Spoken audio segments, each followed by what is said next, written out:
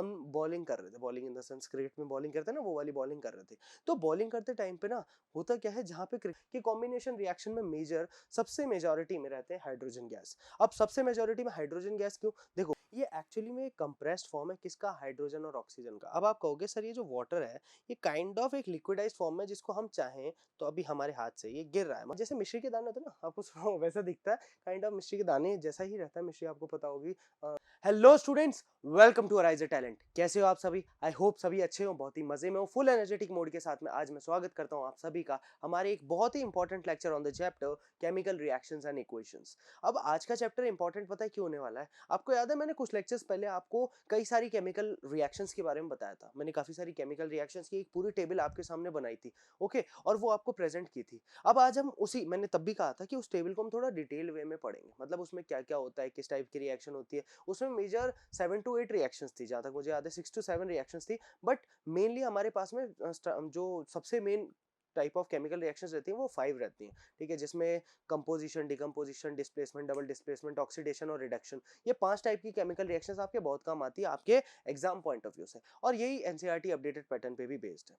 अब ये पांचों टाइप की जो इक्वेशंस है या जो रिएक्शंस है, ये कुछ टफ नहीं होती, मतलब इनको ना काफी ज्यादा हाइप में बना दिया जाता है कि केमिकल रिएक्शन एंड इक्वेशन, यार कॉम्बिनेशन क्या हो रहा है, डिकम्पोजिशन क्या हो रहा है, ये क्या हो रहा है, वो क्या हो रहा है, ये इतना ज्यादा काइंड ऑफ टफ नहीं है। इनके नाम से ही तुम काफी चीजें समझ जाओगे, नाम से ही तुम्हें काफी सारी चीजें समझ आ जाएंगी। अच्छा, मैं एक सिंपल सी चीज बताता हूँ। अगर तुमने बच्चों की, मतलब बच्चों in the sense first class second class की मैथ्स पढ़ी है, ठीक है, तो तुम्हें ये सारी रिएक्शंस आती है। अब तुम कहोगे सर मजाक कर रहे हो क्या? हाँ बिल्कुल, मजाक की ही बात है। ये पांचों रिएक्शंस इसी टाइप में होती है। स्टार्टिंग की 4 तो काइंड ऑफ बहुत ही इजी है, लेकिन फिफ्थ को थोड़ा सा ध्यान देने की जरूरत होती है। फिफ्थ मतलब इतनी हार्ड नहीं है, थोड़ा बहुत कि एक पॉइंट ऑफ क्या बोलते हैं उसको, अपना मतलब ध्यान वहीं पे होना चाहिए, पॉइंट ऑफ अफेक्शन, या आप कुछ भी बोल सकते हैं यार, पॉइंट ध्यान लगाने को क्या बोलते हैं, फोकस। हाँ, अपना पॉइंट ऑफ फोकस वहां से बिगड़ना नहीं चाहिए, मतलब एक पॉइंट रखो, एक फोकस रखो उस पॉइंट पे, तो तुम आराम से इक्वेशन, क्योंकि वहां पे अगर छोटी सी भी गलती है ना, ऑक्सीजन हटाने में, ऑक्सीजन लगाने में, हाइड्रोजन लगाने में, हाइड्रोजन हटाने में, ऑक्सीडेशन रिडक्शन में पूरी की पूरी गलती हो जाती है, छोटे से पॉइंट से गलती हो जाती है। बट बाकी चारों में इतना ज्यादा गलतियों के चांस नहीं है, वो तुम करोगे तो अलग बात है, बाकी गलतियां नहीं होती, ठीक है। तो ये सारी रिएक्शंस आज हमें पढ़नी है, और इन सारी रिएक्शंस के बारे में हम आज जानेंगे। अब आज सारी तो नहीं, हम 5 में से एक काम करते हैं, इस पर्टिकुलर लेक्चर में 2 करेंगे, और नेक्स्ट पर्टिकुलर लेक्चर में, इसके बाद वाले लेक्चर में 2 कंप्लीट करेंगे। या क्योंकि मैं ऑक्सीडेशन रिएक्शन को काइंडली सेपरेट ही रखना चाहता हूँ, वो काफी इंपॉर्टेंट रिएक्शन है। देखो, कई सारे लोग ऑक्सीडेशन रिएक्शन को काफी कॉमन वे में लेते हैं, मुझे लेने में दिक्कत नहीं, लेकिन ऑक्सीडेशन रिएक्शन ना अपने आप में एक काफी बड़ा टॉपिक है। 11th 12th की जब केमिस्ट्री आती है, 11th 12th की केमिस्ट्री है, उसके बाद की जेई नीट की आप तैयारी कर रहे हो, आप फर्दर कोर्सेज की तैयारी कर रहे हो, आप कॉम्पिटिशन लेवल पे बात कर रहे हो, तो ये जो ऑक्सीडेशन रिडक्शन है ना, ये यहाँ से यहाँ और यहाँ से यहाँ बड़ा दर्द देता है, बड़ा दुख देना, लेकिन है बहुत ईजी। अब वो क्या है ना, कंफ्यूजन बहुत बड़ी बात है। देखो, मैं एक बात बताता हूँ, एक छोटी सी चीज मेरे साथ हुई थी कि मेरे साथ एक्चुअली, मतलब मैं मेरे साथ क्या बोलूं, मैं आपको एक चीज बताता हूँ, एक कॉन्सेप्ट हुआ था। हम लोग खेलते खेलते भी कॉन्सेप्ट आते हैं अपने दिमाग में। हम बॉलिंग कर रहे थे, bowling in the sense cricket में बॉलिंग करते हैं ना, वो वाली बॉलिंग कर रहे थे। तो बॉलिंग करते टाइम पे ना होता क्या है, जहाँ पे क्रिकेटर्स खड़े रहते हैं ना, या सॉरी, क्रिकेटर्स क्या बोल रहा हूँ, बैट्समैन खड़े रहते हैं, तो बैट्समैन के सामने बॉल डालनी है, मतलब in front of the wicket. अब मेरी आदत पता नहीं कैसी हुई थी, मतलब बीच में प्रैक्टिस छूटी थी या क्या हुआ था, तो मेरी जो बॉल थी ना वो हमेशा वाइड साइड में चल जाती थी, मतलब ये कॉमन है, ठीक है, हर किसी से हो सकता है। तो फिर समझ नहीं आ रहा था, मैंने साइड चेंज करके देख ली, मैं पूरा पॉइंट फोकस कर लिया, यहाँ तक कि उस बैट्समैन से बोल दिया आगे थोड़ा निशान लगा दे, मतलब एक तरह से मार्किंग कर दे, मैं ट्राई कर लेता हूँ, एक दो प्रैक्टिस बॉल्स खेल ले, आउट मत होना, मतलब ऐसे ऐसे मैंने बहुत कोशिश करी, पर मुझसे हो नहीं रहा था। फिर पता है मुझे एक बात समझ में आई कि यार हो सकता है कि मैं कुछ बेसिक गलती कर रहा हूँ। तो पता है मेरी बेसिक गलती क्या थी, मैं रनअप स्ट्रेट ले रहा था। अब ये होता है, अब जैसे ही मैंने वो रनअप को हल्का सा एंगल पे किया ना, तुमने देखा होगा जितने भी बॉलर्स होते हैं ना, रनअप को थोड़ा सा एंगल पे करते हैं, तो वहां जहां से एंगल स्टार्ट हुआ ना, वो एंगल पे मेरी बॉल परफेक्टली उसी पॉइंट पे आना स्टार्ट हो गई। तो मतलब हर पॉइंट का ना एक बेसिक सा, या तो तुम्हारा जो स्ट्रॉन्ग पॉइंट बनेगा ना, या तो वो एक बेसिक पॉइंट बनेगा, या तुम्हारा वो वीक पॉइंट भी बन सकता है। तो वो तुम्हें बनाना है अपने हिसाब से देख के कि तुम किस तरह से उसको आइडेंटिफाई कर सकते हो। समझ में आई मेरी बात? बहुत बढ़िया। तो सबसे पहले आज केमिकल रिएक्शन एंड इक्वेशंस में हमें इन जितनी जो हम 5 टाइप की केमिकल रिएक्शंस के बारे में पढ़ने वाले हैं उन्हें देखना होगा। तो सबसे पहले मैं बात करता हूँ, आज के लेक्चर में हम स्टार्ट करेंगे हमारे टाइप ऑफ केमिकल रिएक्शन से। अब देखो, जो मेजर टाइप के रिएक्शंस है, सबसे मेजर टाइप के केमिकल रिएक्शन जो मैंने आपसे कंसीडर करे, कितने होंगे? Total number of chemical reactions 5 है, जिसमें से सबसे पहला वाला है आपके पास में कॉम्बिनेशन रिएक्शंस। कॉम्बिनेशन नाम और डिटेल हम सब बाद में समझेंगे। सेकंड वाला है हमारा डिकम्पोजिशन रिएक्शन जो आपके सामने है यहाँ पे। थर्ड वाला हमारे पास में है आपका displacement reaction. Okay, third one is your displacement reaction, fourth one is your double displacement reaction and fifth one and the most important one oxidation and reduction reactions. Okay, ये पांचों बहुत ही ज्यादा इंपॉर्टेंट है in the perception of examination point of view. ये पांचों ही वो chemistry की starting जड़ें हैं जो आपको केमिकल रिएक्शन इन इक्वेशन, देखो बैलेंसिंग तो आ जाएगी लेकिन इक्वेशन ही नहीं बनानी आएगी तो बैलेंसिंग कैसे करोगे। अभी मैं आपको बोल दूं magnesium burns with oxygen to form magnesium oxide और आप उसका फॉर्मुलेशन वे कर ही नहीं पा रहे हो तो आप कैसे इक्वेशन फॉर्म करोगे। Are there any certain sort of chances? No, there are not any certain state of chances, हो ही नहीं सकता। तो जो पॉसिबिलिटी डिक्रीमेंट आता है तो पॉसिबिलिटी डिक्रीमेंट इन्हीं सब चीजों की वजह से आता है। ठीक है, तो ये बात तो आपको समझ में आ गई, यहाँ तक किसी को भी कोई दिक्कत नहीं होनी चाहिए। ओके, चलो इतना तो आप समझ गए। अब यहाँ पे ये चीजें समझने के बाद में हमें इतना तो पता चल गया कि किस टाइप की केमिकल रिएक्शन होती है, जिनमें से सबसे पहले मैं बात करने वाला हूँ किसकी, हमारे कॉम्बिनेशन रिएक्शन के बारे में। ओके, तो कॉम्बिनेशन रिएक्शन की अगर मैं बात करूंगा, what are combination reaction? Combination reaction अगर मैं सिंपल टर्म्स में बात करूं तो मैं ये बोलूंगा refers to a type of chemical reaction where two और मोर सब्सटेंसेस कंबाइन और react to form a single compound. मतलब कॉम्बिनेशन, नाम से पढ़ो यार, ये क्या लिखा हुआ है, ये लिखा हुआ है कॉम्बिनेशन। कॉम्बिनेशन इसका मतलब होता है कंबाइन। कंबाइन मतलब होता है जोड़ना, प्लस करना, यानी दो चीजों को, ऑब्वियस सी बात है दो चीजें क्यों मैंने बोली, क्योंकि रिएक्टेंट्स होने चाहिए ना। ऐसा तो नहीं है ना कि सिर्फ प्रोडक्ट्स को जोड़ दोगे तो आपका रिएक्टेंट, अभी मैं उसकी पे भी आऊंगा लेकिन अभी मैं क्या कर रहा हूँ, दो चीजों को जोड़ूंगा तभी तो कोई नया प्रोडक्ट बनेगा। तो दो चीजों को जोड़ने के लिए तो मुझे दो चीजें चाहिए होगी और वो दो चीजें केमिस्ट्री में या फिर केमिकल इक्वेशंस में क्या रहती है, हमारी रिएक्टेंट्स। क्या रहती है, हमारी रिएक्टेंट्स रहती है। तो दो चीजों को जिसको हमें जोड़ना है, कंबाइन करना है, तो इसी में बन जाएगी आपकी कॉम्बिनेशन रिएक्शन। सब बात समझ में आई? तो यहीं पे आपको समझ आ जाएगा कि होती क्या है आपकी कॉम्बिनेशन रिएक्शन। ओके, वाह पूरा साफ ही करना पड़ेगा, कॉम्बिनेशन रिएक्शन। ठीक है, अब कॉम्बिनेशन रिएक्शन के कुछ इंपॉर्टेंट एग्जांपल्स मैं आपके सामने रखता हूं जिसमें मैं आपको बताऊंगा कि कॉम्बिनेशन रिएक्शन में सबसे मेजॉरिटी में रहते हैं हाइड्रोजन गैस। अब सबसे मेजॉरिटी में हाइड्रोजन गैस क्यों? देखो हाइड्रोजन काइंड ऑफ एक फ्लेमेबल गैस है और काफी लाइट गैस है। ठीक है, हाइड्रोजन पार्टिकल्स आपको पता है, देखो हाइड्रोजन सिंगल स्टेट में नहीं रहता। मैंने कई बार ये पहले भी डिस्कस किया है कि हाइड्रोजन जो है वो मल्टी स्टेट्स में रहता है। तो मल्टी स्टेज में वो डिसबैलेंसिंग फॉर्म में रहता है या फिर स्टेबल नहीं रहता, अनस्टेबल रहता है। तो वो बहुत जल्दी रिएक्शन करता है और रिएक्शन अपने भाई के साथ ही करता है, मतलब हाइड्रोजन के साथ ही। H और H मिलके ही H2 बनाते हैं और यही H2 गैस, यही हाइड्रोजन गैस टेक्निकली जो हम बोलेंगे वो किस में काम में आएगी, हमारे हाइड्रोजन फिनोमेना या हाइड्रोजन पॉइंट ऑफ व्यू से काम में आएगी। बात समझ में आई? बहुत बढ़िया। चलो नेक्स्ट हम बात करते हैं, ये हमारा क्या है, ये ऑक्सीजन सिलेंडर्स हमारे सामने दिए हुए हैं। अब ऑक्सीजन सिलेंडर्स की बात करूं, देखो these are oxygen gas, ठीक है, but in these cylinders there are not any sort of gases present, there is a sort of oxygen liquid filled in completely gas cans over here। मतलब अभी मैं आपसे बोलूंगा तो मैं यही बोलूंगा, इन गैस सिलेंडर्स के अंदर में सिर्फ क्या रखा हुआ है, आपका ऑक्सीजन लिक्विड फॉर्म में रखा है, लिक्विडाइज्ड फॉर्म में है, not in the form of gases. देखो गैस नहीं होता, आपको पता है आपका एलपीजी होता है, मतलब जो घर में सिलेंडर्स आते हैं लिक्विड पेट्रोलियम गैसेस, वो एलपीजी को जब आप उठाओगे तो 14.5 केजी वेट उस गैस का नहीं होता, एक्चुअली में उसके अंदर लिक्विड होता है। लेकिन जैसे उसको एटमॉस्फेरिक प्रेशर पे रिलीज किया जाता है या फिर एटमॉस्फेयर में रिलीज किया जाता है, वो ड्यू टू क्या बोला जाता है उसको, एक पॉइंट प्रेशर बोला जाता है। मैं बताता हूँ आपको, एक पॉइंट से, मतलब एक छोटे से पॉइंट से रिलीज होता है तो एकदम से एक्सपेंड हो रहा है, मतलब एक्सपेंशन जो हो रहा है ना, थ्रॉटल, हाँ फुल थ्रॉटल एक्सपेंशन, ऐसे थ्रॉटल एक्सपेंशन कुछ बोलते हैं। ठीक है, जिसकी वजह से क्या होता है, वो एक्सपेंड हो रहा है और एक्सपेंड होने की वजह से एकदम से हाई प्रेशर पे, देखो अभी हाई प्रेशर पे था, हाई प्रेशर पे गैसेस कंबाइन होकर किस में बन गई, लिक्विड में। ये ऑक्सीजन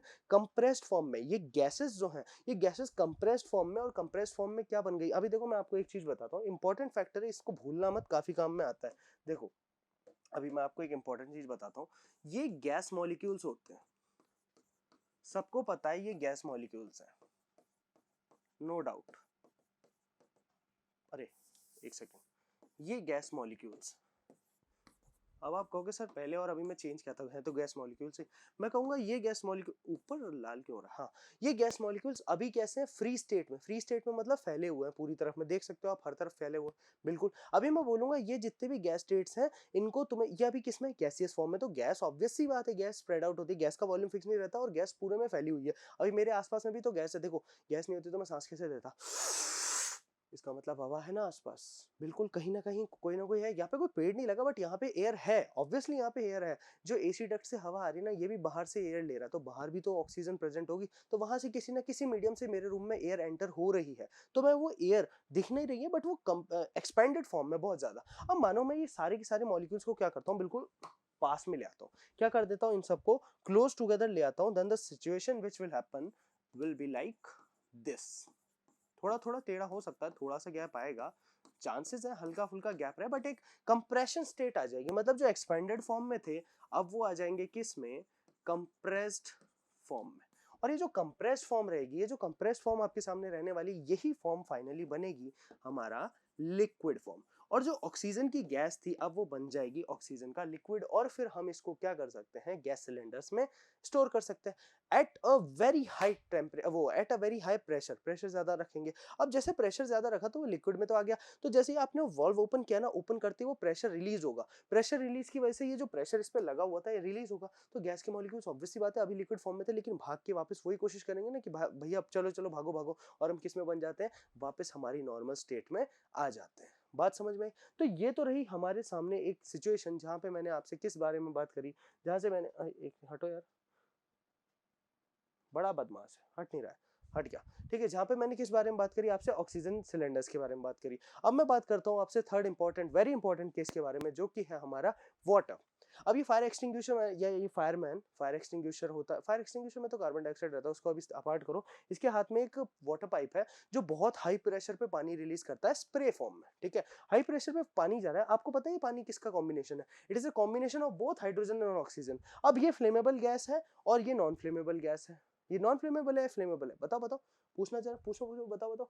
फ्लेमेबल है, दोनों फ्लेमेबल गैसेस है, लेकिन दोनों का कॉम्बिनेशन, जब दोनों को देखो, जब इस हाइड्रोजन को लिया गया, इस ऑक्सीजन को लिया गया, दोनों को कंप्रेस किया गया तो वाटर बना। ये दोनों फ्लेमेबल है, पता है कहीं पे आग लगी हो, हाइड्रोजन गैस छोड़ दो उड़ जाएगी, ऑक्सीजन छोड़ दो जक आग लग जाएगी, और वहीं पे दोनों का कंप्रेस फॉर्म वाटर, इसको डाल दो आग बुझ जाएगी। तो समझे, दो गुस्से वाले लोग साथ में मिलते हैं ना, तो कहीं ना कहीं से शांति आती आती, क्योंकि दोनों आपस में लड़के मर जाते हैं। बात समझ में आई, ये वाली बात भी यहाँ पे। तो इसलिए वाटर का यहाँ पे एक कॉम्बिनेशन रिएक्शन में एक बहुत बड़ा एग्जाम्पल दिया हुआ है। बात समझ में आई, बहुत बढ़िया। चलो यहाँ तक तो आप सबको समझ में आ गया होगा, बहुत अच्छे। अब हम आगे बढ़ते हैं, हमारे कॉम्बिनेशन रिएक्शन के जो फर्स्ट एग्जाम्पल हमारे सामने आता है वो आता है किसका। अब सबसे पहले मैंने वाटर की ही बात करी थी, तो मैं किसकी बात करूंगा आपके सामने, अगेन मैं बात करने वाला हूं वाटर की।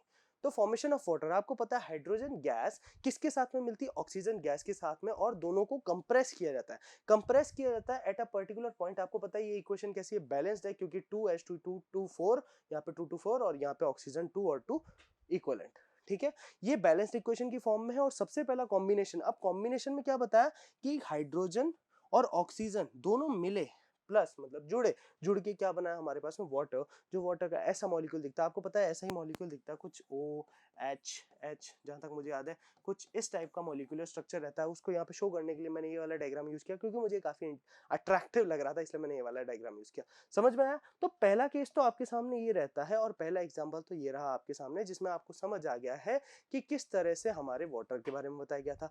नेक्स्ट हम एग्जाम्पल की बात करेंगे, तो नेक्स्ट एग्जाम्पल हमारे पास में आता है फॉर्मेशन ऑफ कैल्शियम ऑक्साइड, ठीक है। अब आप कहोगे सर कैल्शियम ऑक्साइड ये कहीं देखे हैं क्या आपने? मैं बता रहा हूँ, आप सबने देखा होगा, हमारे घरों में होता है। अब आप कहोगे सर मैंने तो नहीं देखा, मतलब ये बहुत नजरअंदाज करने वाली चीजें, ये सबके घरों में यूज होने वाली चीजें हैं, ये आपको पता होना चाहिए। मैं अभी आपको बताता हूँ, आपको याद आ जाएगा। देखो, calcium metal, calcium reacts with oxygen gas. Calcium किसके साथ में रिएक्ट करता है? ऑक्सीजन। ऑक्सीजन किस में प्रेजेंट है? हमारी सराउंडिंग में, टू प्रोड्यूस कैल्शियम ऑक्साइड। क्या बनता है फिर? कैल्शियम ऑक्साइड बनता है, कॉमनली नोन एज लाइम और quick lime, which is used in various industries such as construction and manufacturing. जिसका इक्वेशन फॉर्मेट हमारे पास में दिया हुआ है, 2 calcium plus oxygen gives 2 calcium oxide. अब आप कहोगे सर ये चीज सुनी सुनी लग रही है कि कंस्ट्रक्शन में काम में आता है, थोड़ा सा ध्यान में आ रहा है कि हमने लाइमस्टोन और क्विक लाइम का नाम सुना है कहीं ना कहीं।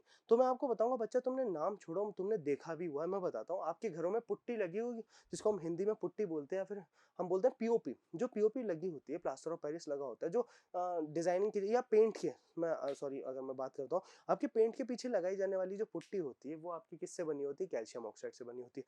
वो आता है, पानी मिलाता है, स्लोली पानी मिलाता है, क्योंकि एक्सेस अमाउंट में पानी मिलाएगा ना जल्दी तो वो हीट बहुत ज्यादा रिलीज करता है, उसके हाथ जल सकते हैं, उसको प्रॉब्लम हो सकती है। स्लोली वाटर डाल के उसको काफी देर तक मिलाता है। और आपने एक और चीज देखी होगी, वो पुट्टी को लगाता है पर वो सूखती बहुत जल्दी, वो ड्राई बहुत जल्दी होती है, तो वो कंटिन्यूसली, पता है, दो ब्लेड्स होते हैं, blade type, metal blades type होते हैं। ब्लेड मतलब एक्चुअली धार वाले नहीं होते, बट वो लगाने में थोड़ा हेल्प करते हैं। तो उसको लेता है, पुट्टी थोड़ी सी लेता है, काइंड ऑफ ये उसका मूवमेंट रहता है, ये और इस तरह से, फिर ये, ताकि जो हीट है ना उसके अंदर कंटिन्यूसली रहे, जो वाटर मॉलिक्यूल्स है उसके अंदर रोटेशन में रहे, और इनकी वजह से ये जो वाटर मॉलिक्यूल्स का रोटेशन हो रहा है, इनकी वजह से फिर वो आराम से इसको लगा के वापस रीयूज कर पा रहे हैं। अगर वो नहीं करेगा तो वो हार्ड स्ट्रक्चर बनने में देरी नहीं लगाएगा, और वो एक कंपाउंड हार्ड स्ट्रक्चर बन जाता है। यहाँ तक कि तो हमारे पैरों में चोट लग जाती है, फ्रैक्चर हो जाती है, तो यही वाला स्ट्रक्चर लगा दिया जाता है। तभी तो देखा जाता है ना, पहले तो सॉफ्ट सॉफ्ट था, फिर ऐसा पत्थर बनता है तोड़ने से भी ना टूटे, फिर उसको काट के निकालना पड़ता है। बात समझ में आई? तो यहाँ तक तो किसी को भी कोई दिक्कत नहीं होनी चाहिए, ये पूरा सबको समझ में आ गया होगा। ओके, आ गया, चलो इसको भेजते हैं। अब नेक्स्ट की बात करेंगे, ये तो जा चुका है हमारे सामने से। अब हम जब हमारे नेक्स्ट वाले को बुलाएंगे, नेक्स्ट एग्जांपल की बात करेंगे, जो है हमारा पोटेशियम नाइट्रेट। कौन सा हमारा potassium nitrate, potassium metal. Obvious सी बात है, आप पोटेशियम नाइट्रेट बनाना तो पोटेशियम को रिप्रेजेंट करते हैं के से, ठीक है। जब पोटेशियम को ऑक्सीजन गैस के साथ में, किसके साथ में, ऑक्सीजन गैस के साथ में कंबाइन कराएंगे, ऑब्वियस सी बात है पोटेशियम गैस को ऑक्सीजन गैस के साथ में कंबाइन कराएंगे विथ हमारी नाइट्रोजन गैस, क्योंकि पोटेशियम नाइट्रेट बन रहा है। नाइट्रेट मतलब कहीं ना कहीं से नाइट्रोजन का यूज है, तो पोटेशियम, ऑक्सीजन और नाइट्रोजन तीनों का यूज किया गया, इससे बना हमारा पोटेशियम नाइट्रेट, जो है हमारा KNO3। क्या है हमारा KNO3? ये ऐसा कंपाउंड है जो फर्टिलाइजर में, फायरवर्क में और फूड प्रिजर्वेशन में काम आता है। अब आप कहोगे फायरवर्क में धमाकों के लिए, फर्टिलाइजर, खाद वगैरह जो हम खेतों में डालते हैं उसके लिए, और हमारे फूड के प्रिजर्वेशन के लिए। Food preservation in the sense मतलब खाने को बचाने के लिए, कई जगह पे यूज आता है। मतलब काफी टाइम तक अगर खाना रहता है ना, उसको स्टोर करने के लिए हम पोटेशियम नाइट्रेट का यूज करते हैं। इसकी बेसिक इक्वेशन फॉर्म है पोटेशियम, जिसको फॉर्म में लिया है बैलेंसिंग के लिए। बैलेंसिंग आप करके देख लेना एक बार, आपको समझ आ जाएगा। Potassium plus oxygen plus nitrogen gives potassium oxide plus nitrogen oxide. Okay, ये रहता है इसका बेसिक फॉर्मुलेशन। जो इन जैसे मिश्री के दाने होते हैं ना, आपको वैसा दिखता है, काइंड ऑफ मिश्री के दाने जैसा ही रहता है। मिश्री आपको पता होगी, काइंड ऑफ शुगर मॉलिक्यूल्स रहते हैं, but hard crystal structure sugar रहती है, वो उस टाइप में रहता है। ये थोड़े से मोटे रहते हैं, उसी की तरह दिखते हैं, तो कभी इनको वो समझ के खा मत लेना, ठीक है। नुकसान करते हैं काफी ज्यादा हेल्थ के लिए, स्टेबल और सही नहीं होते है, ठीक है।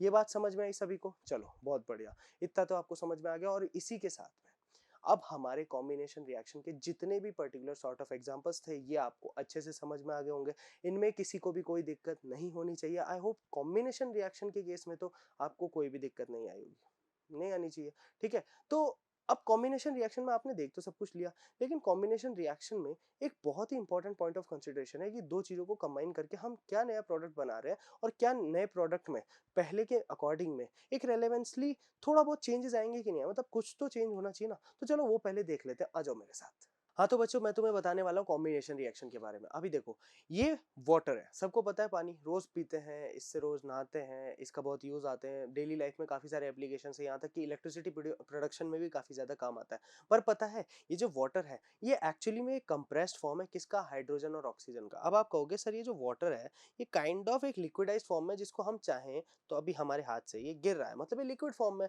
तो ये एक तरह से गैस स्ट्रक्चर में कैसे हो सकता है, या फिर गैसेस से कैसे बना हुआ है। तो मैं यही बोलूंगा कि इसके गैसेस से बनने का एक ही रीजन है, ये जो लिक्विड मेरे हाथ में अभी आया है, ये हमारे वाटर से, ये एक्चुअली में गैसेस का कंप्रेस्ड फॉर्म है। वो भी दो टाइप की गैसेस, दो फ्लेमेबल गैसेस, हाइड्रोजन और ऑक्सीजन, दोनों फ्लेमेबल थी, दोनों से आग लग सकती थी, उनसे एक ऐसा इनफ्लेमेबल सब्सटेंस बना जो आग को बुझा सकता है। तो सोचो, कॉम्बिनेशन रिएक्शन मतलब एक अलग ही पॉइंट ऑफ व्यू से, एक अलग ही परसेप्शन से ना, बिल्कुल अपोजिट चीज को बनाता है, जो यहाँ पे हमारे सामने हुआ है। ये बात समझ में आई किस तरह से कॉम्बिनेशन रिएक्शन होती है। और अब इसका जो नेक्स्ट लेक्चर हमारा आने वाला है, उसमें मैं आपको एक डिकम्पोजिशन रिएक्शन में इसका बहुत ही इंपॉर्टेंट एप्लीकेशन दिखाऊंगा, कि इससे मैं इन दोनों को अलग करूंगा। जो किसमें है, देखो अभी ये लिक्विड में है, इनसे गैसेस बनाऊंगा तो वही हो जाएगा ना डिकम्पोजिशन, तो वो मैं आपको अगले लेक्चर में बताऊंगा। समझे मेरी बात?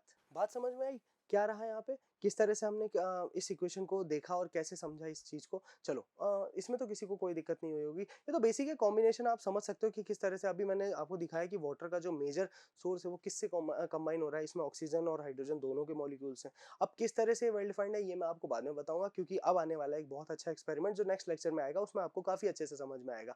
तो मैं मिलता हूँ आपसे बहुत जल्दी नए वीडियो में, नए लेक्चर में, नए कॉन्सेप्ट और कुछ नए धमाकेदार एक्सपेरिमेंट के साथ में। तब तक के लिए आप सभी अपना ध्यान रखें, बहुत अच्छे से ध्यान रखें और आइएगा ज़रूर नेक्स्ट लेक्चर में, क्योंकि मज़ा आने वाला है। With that note, goodbye, take care, see या।